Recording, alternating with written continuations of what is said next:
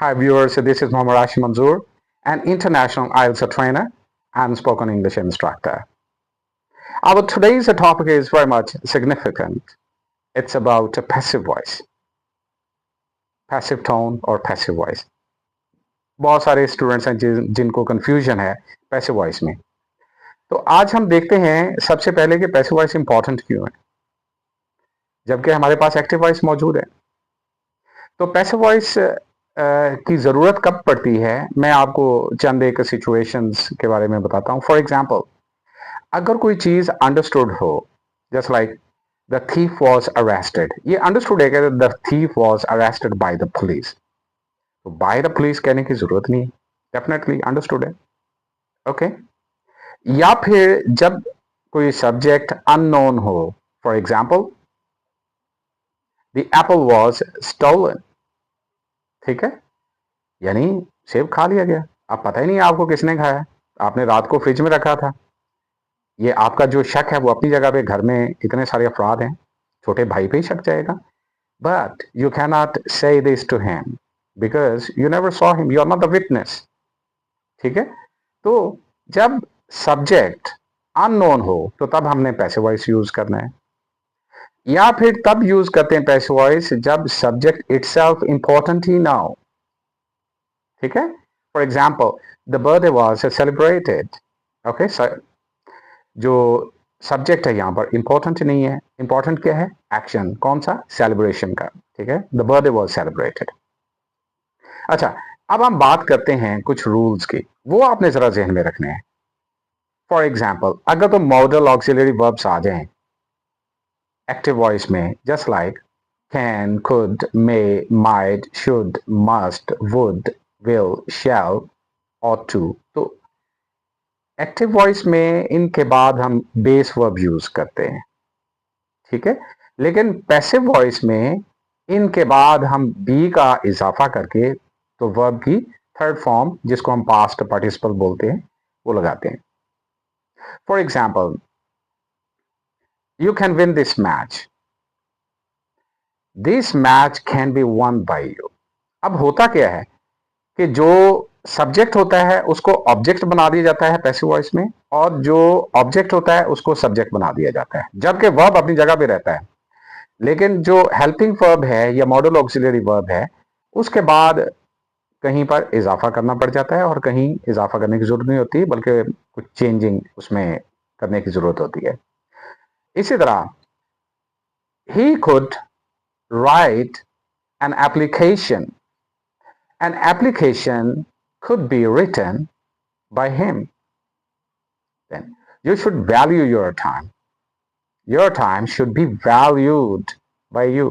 आप गौर कर रहे हैं कि मैं मॉडल ऑक्सिलरी वर्ब्स के बाद बी का इजाफा करके तो थर्ड फॉर्म ऑफ वर्ब यानी कि पास्ट पार्टिसिपल यूज कर रहा हूं। इसी तरह I shall call him, he will be called by me, ठीक है। गौर करें कि मैंने जो सब्जेक्टिव कंडीशन है उसको ऑब्जेक्टिव कंडीशन में कन्वर्ट कर दिया, और जो ऑब्जेक्टिव कंडीशन है एक्टिव वॉइस में उसको मैंने पैसिव वॉइस में सब्जेक्टिव स्टेट ऑफ नाउन में कन्वर्ट कर दिया। तो ये चीज़ें आपने ज़हन में रखनी है। इसके अलावा मे है, माइट है, ठीक है। He may write an interesting story, an interesting story may be written by him. He may write an interesting story. An interesting story may be written by him. In the same way, he might win this game. This game might be won by him.